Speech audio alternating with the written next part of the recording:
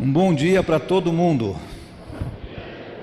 Como é bom mesmo, não é? Poder estar aqui adorando o nosso Deus. O salmista disse: alegrei-me quando me disseram, vamos à casa do Senhor.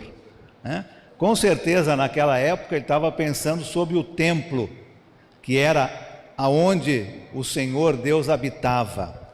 Hoje nós sabemos que o Senhor Deus habita dentro de nós, no nosso coração. Mas aqui neste local, neste prédio aonde a igreja se reúne, nós também devemos estar alegres em poder estar junto com nossos irmãos. E que alegria é mesmo, não é? Podemos acordar de manhã e logo virmos adorar a Deus. Que bom ver todos aqui nessa manhã. Você que está na sua casa, é bom também que você esteja com a sua família ou aonde você estiver, adorando o nosso Deus neste domingo, todos os primeiros dias da semana. Abra a sua Bíblia no livro de Neemias. Eu vou fazer a leitura junto com a mensagem hoje. Eu não vou fazer de uma vez não, porque eu vou falar um pouco sobre o capítulo inteiro, tá? O capítulo 10 inteiro. Então, se você puder colocar o tema lá da mensagem para a gente, Gabriel. Isso, muito obrigado, tá? E nós vamos fazer a leitura do capítulo 10 junto com a nossa mensagem. O título que nós vamos falar hoje, se você gosta de ter um título para a mensagem, é Depois do Amém. Depois do Amém.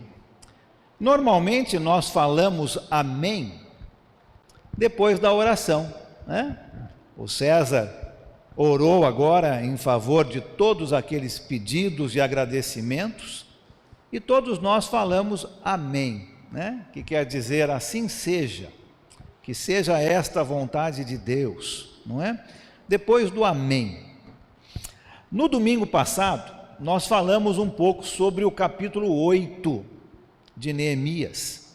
E nós vimos no capítulo 8 algumas respostas positivas à palavra de Deus. E vimos que o povo então ouviu Esdras lendo a mensagem de Deus durante uma semana, a semana inteira.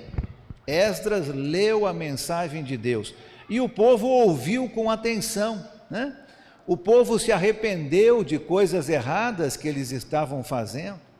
O povo até percebeu que eles não estavam obedecendo a lei de Deus e fizeram aquela festa, a festa dos tabernáculos, como nós vimos na semana passada. Logo depois de tudo isto, você tem o capítulo 9, que normalmente vem depois do capítulo 8, Então você tem o capítulo 9 de Neemias, aonde o povo vai orar ao Senhor. E nesta oração, eles vão prometer certas coisas. E nós vamos ver agora no capítulo 10, o que é que o povo vai fazer. Por isso, depois do Amém, O povo orou no capítulo 9, e agora no capítulo 10 de Neemias, eles vão colocar em prática aquilo que eles oraram. Uma coisa é oferecer uma oração fervorosa ao Senhor Deus, como nós vemos aqui no capítulo 9. Mas outra coisa é uma vida obediente depois do Amém da oração. Não adianta nada fazermos uma oração fervorosa e falarmos Amém, se nós não seguirmos a oração com uma vida obediente, com uma prática. E é isso que nós vamos ver aqui no capítulo 10. Os judeus, nessa fase da sua vida, depois de ouvirem a leitura da palavra, depois de orarem, eles estavam sérios sobre sua oração, né? Fizeram a oração com seriedade e decidiram que iriam viver de uma maneira que agradasse a Deus. Mas teriam que provar, né? Mostrar na prática que a sua obediência era verdadeira. E aqui no capítulo 10, que nós vamos estudar juntos hoje, eu vejo pelo menos, tem mais, mas pelo menos 3 evidências de que o povo naquela época estava sincero com a sua oração. E nós vamos ver evidências aqui no capítulo 10 disto. E eu quero que a gente pense em nossas vidas hoje, não é? Essas evidências, elas precisam ser visíveis na nossa vida hoje também. Se nós estamos sérios com o trabalho para Cristo, se nós estamos falando amém depois das orações, nossas vidas devem mostrar, evidenciar algumas características. Olha comigo o finalzinho do capítulo 9, olha o versículo 38, né, que na verdade ela está junto com o capítulo 10. A gente sabe que quem fez essa divisão aí de capítulos e versículos não foi o Senhor Deus, né? Não é inspirado, foram homens para ajudar no nosso ensino, no nosso estudo. E ainda bem que alguém fez isso, né? Porque é muito mais fácil falar, olha o capítulo 9, versículo 38, do que a gente procurar no texto. Mas na verdade isso aí está junto com o capítulo 10, tá? Então eu vou começar lendo o último versículo do capítulo 9. Em vista de tudo isso, o que é em vista de tudo isso? A leitura que foi feita da palavra de Deus e a oração que foi feita no capítulo 9. Em vista de tudo isso, estamos fazendo um acordo por escrito e assinado por nossos líderes, nossos levitas e nossos sacerdotes. Agora vem a evidência de que eles realmente estavam sinceros na sua oração, né? Uma coisa é orar de uma maneira fervorosa a Deus e falar amém. Outra coisa é mostrar através da obediência que a sua oração foi sincera, ou o seu amém depois da oração de alguém foi sincero. E aqui nós vamos ver 3 evidências da sinceridade do povo. Eles estão fazendo um acordo com Deus, por escrito, e assinado pelos líderes, pelos levitas e pelos sacerdotes. A primeira evidência de obediência a Deus, de sinceridade, é submissão à palavra de Deus. Nós já estamos falando sobre isso no livro de Neemias, né?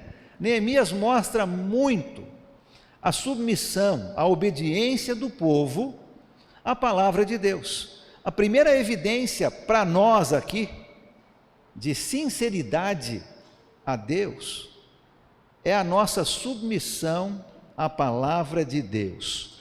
Os versículos de 1 até o versículo 27 do capítulo 10 mostram isso.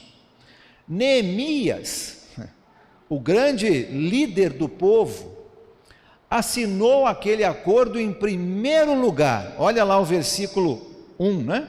Esta é a relação dos que assinaram. Neemias, o governador, ele vai assinar em primeiro lugar. E depois, se você quiser fazer a conta, eu não vou ler todos esses nomes aqui, mas até o versículo 27, você tem 84 pessoas que eram líderes do povo, que eram levitas e que eram sacerdotes, né? Como nós falamos aqui. 84 pessoas assinando aquele acordo. Muitas outras pessoas disseram amém, com certeza, mas nem todas tinham a possibilidade de assinar o documento. Olha o versículo 28. O restante do povo, né? Outros sacerdotes, outros levitas, porteiros, cantores, servidores do templo e todos os que se separaram dos povos vizinhos, por amor à lei de Deus, com suas mulheres e com todos os seus filhos e filhas capazes de entender. Muitas outras pessoas disseram o amém, estavam comprometidas, mas algumas pessoas assinaram aquele acordo, se submetendo à palavra de Deus. Todas as pessoas ouviram a leitura da lei de Deus, oraram, falaram amém e agora vão mostrar, vão dar uma evidência de obediência através da submissão à palavra de Deus. Olha o versículo 29. Todas aquelas outras pessoas agora se unem a seus irmãos, os nobres, e se obrigam, sob maldição e sob juramento, a seguir a lei de Deus, dada por meio do servo de Deus, Moisés, e a obedecer fielmente a todos os mandamentos, ordenanças e decretos do Senhor, o nosso Deus. Eram palavras sinceras, não só falando amém, mas agora evidenciando na prática que realmente iriam se submeter e obedecer à palavra de Deus. Moisés, que é citado aqui, se você se lembra, lá em Deuteronômio, ele lembrou o povo a mesma coisa, né? Olha, vocês têm uma escolha. Ou vocês aceitam vida e bênçãos, ou vocês aceitam maldição e morte. E a escolha é simples, né? É obediência à palavra de Deus, é obediência à lei de Deus. Se os judeus obedecessem aos mandamentos de Deus, eles teriam bênçãos, teriam vida. Se eles desobedecessem, eles teriam maldições, morte. E agora aqui com Neemias, anos depois, isso tudo está sendo relembrado ao povo, e o povo está dizendo sim, né? Assim seja, nós vamos obedecer a palavra de Deus. A primeira evidência, então, de sinceridade, de seriedade, naquilo que prometemos a Deus quando oramos e falamos amém, é submissão à palavra de Deus. O povo está mostrando aqui, na prática, né? Estão assinando um acordo de realmente fazerem isto. A segunda evidência, versículos 30 e 31, Neemias capítulo 10.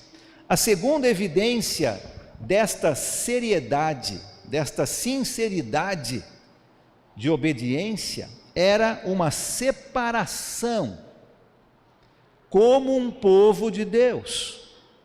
Olha comigo os versículos 30 e 31. Prometemos, esse era o acordo que eles estão fazendo, né? Prometemos não dar nossas filhas em casamento aos povos vizinhos, nem aceitar que as filhas deles se casem com os nossos filhos. Quando os povos vizinhos trouxerem mercadorias ou cereal para venderem no sábado ou em dia de festa, não compraremos deles nesses dias. Cada 7 anos abriremos mão de trabalhar a terra e cancelaremos todas as dívidas. Eles haviam escutado esta lei sendo lida por Esdras e eles não estavam obedecendo. Depois de estudarem e entenderem a lei, eles então oraram a Deus, falaram amém e agora vão mostrar na prática, né, com sinceridade, a sua obediência. Primeira maneira, se submetendo à vontade de Deus. A segunda maneira, agora se separando como um povo de Deus. E os judeus, aonde eles estavam vivendo, quando retornaram para Jerusalém, eles estavam cercados por outros povos. Povos que praticavam idolatria, povos que tinham outros deuses. E estes povos queriam que os judeus vivessem como eles estavam vivendo, que eles pensassem e agissem como eles pensavam e agiam, longe dos mandamentos de Deus. Interessante que a lei de Deus não proibia os judeus de serem bons vizinhos. Pelo contrário, né? Eles tinham que ser bons vizinhos. A lei não proibia dos judeus serem bons com os outros povos. A lei não proibia que os judeus até mesmo fizessem negócios comerciais com outros povos. Mas tinha algumas coisas que a lei de Deus proibia. E os judeus então se separavam de outros povos como um só povo, em obediência à vontade de Deus. E 2 áreas aqui são mencionadas, né? Que eram específicas para eles. E nós podemos pensar nas nossas vidas como aplicar isso, cada um de nós. Mas as 2 áreas mencionadas de separação, no versículo 30, casamento, né? Casamento. E Deus estava dizendo ali, olha, cuidado, pense bem,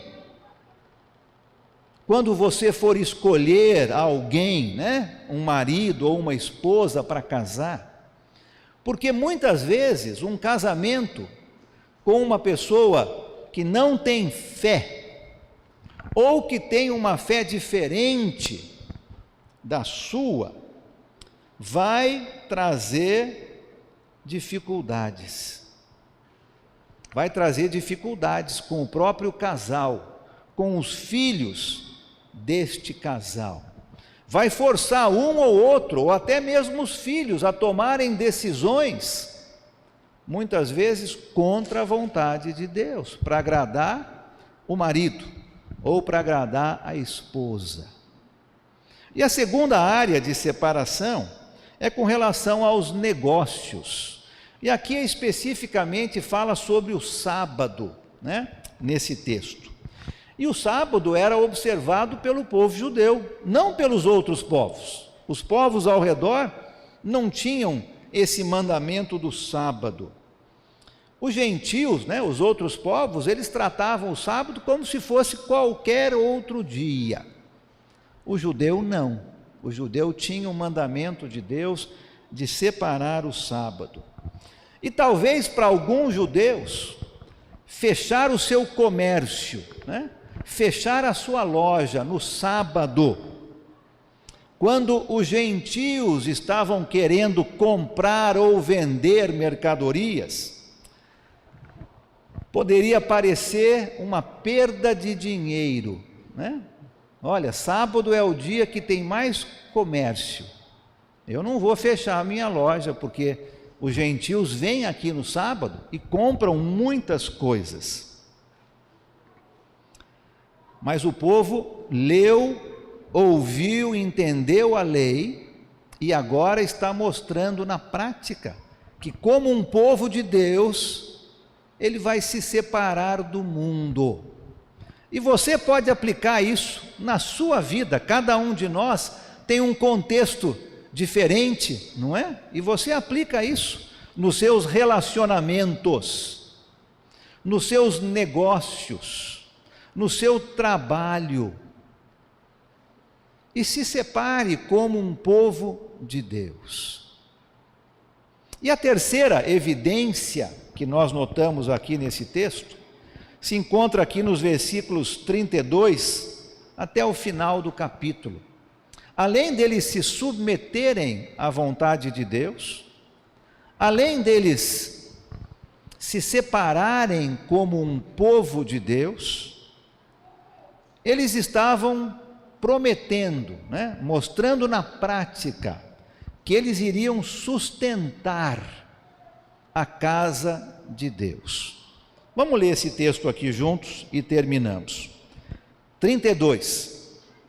Assumimos a responsabilidade de, conforme o mandamento, dar anualmente 4 gramas para o serviço do templo do nosso Deus. Geralmente era gramas de prata, que eles tinham pela lei que contribuir.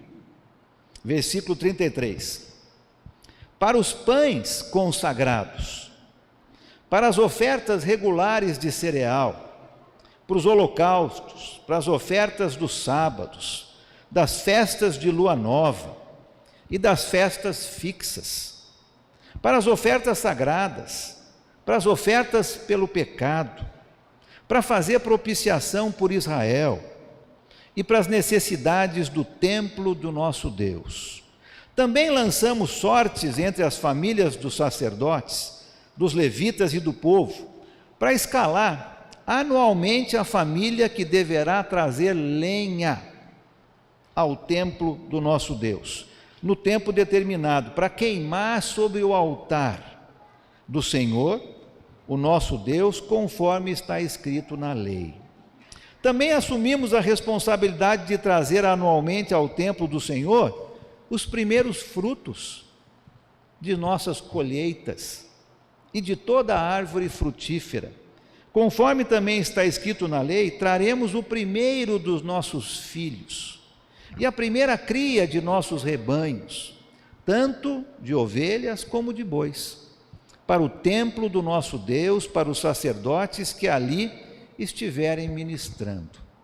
Além do mais, traremos para os depósitos do templo do nosso Deus, para os sacerdotes, a nossa primeira massa de cereal moído e as nossas primeiras ofertas de cereal, do fruto de nossas árvores, do nosso vinho e azeite. E traremos o dízimo das nossas colheitas para os levitas, pois são eles que recolhem os dízimos em todas as cidades onde trabalhamos. Um sacerdote descendente de Arão acompanhará os levitas quando receberem os dízimos, e os levitas terão que trazer 1/10 dos dízimos ao templo do nosso Deus, aos depósitos do templo. O povo de Israel, inclusive os levitas, deverão trazer ofertas de cereal, de vinho novo, de azeite, aos depósitos onde se guardam os utensílios para o santuário. É onde os sacerdotes ministram e onde os porteiros e os cantores ficam. Não negligenciaremos o templo do nosso Deus.